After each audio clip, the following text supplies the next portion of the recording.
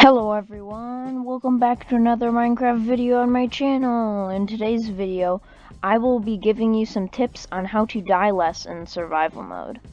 The first item that can help you avoid dying is the shield. Shields are a very powerful item and are pretty cheap too. You can put them in your offhand if you want, so that you can use your main tool in your normal hand, and you can crouch to activate the shield. Shields only work in the front of you, so behind you, you have to watch out for attacks.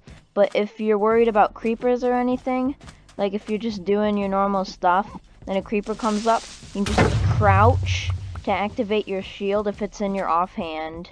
That's all you need to do. Then you can completely avoid all the creeper damage. Your shield does lose durability, so you might need to make new ones, but they are pretty cheap, like I said. The next way to prevent yourself from dying is to wear armor. The worst armor is leather armor, and then the best armor is netherite.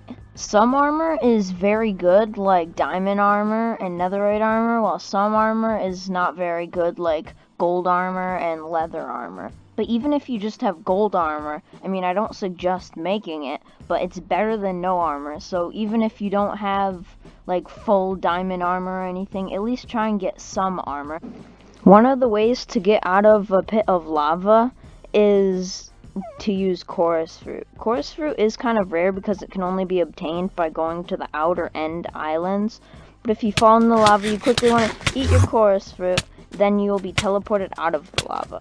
If you are falling from a very high place and have enough time to eat Coarse Fruit, you can eat it and it will teleport you right to the ground without taking any fall damage. But it does take a couple seconds to eat food, so you will need to be very high up in the sky. If you stayed on the ocean too long, and if you're going to drown, instead of risking it and going back to the top, like if it's super close, I suggest going to the sea floor, then digging down a few blocks, well actually 3 blocks, and then placing a block above your head to survive. Oh boy, that was pretty close. But if we dig down 3 blocks, then place a block above our head, there will be no water in here, then we can regenerate our oxygen.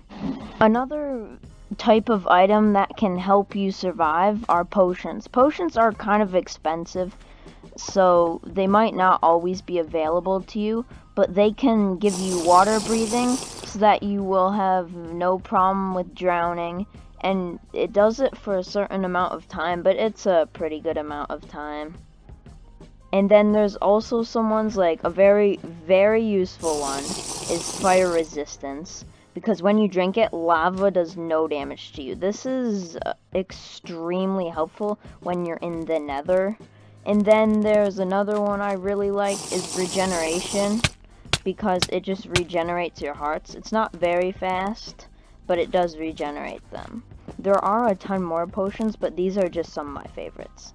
Fall damage can be a pretty common death, so some ways to avoid that are using a water bucket. If you're jumping from a very high place, hay bales do not get rid of all the fall damage.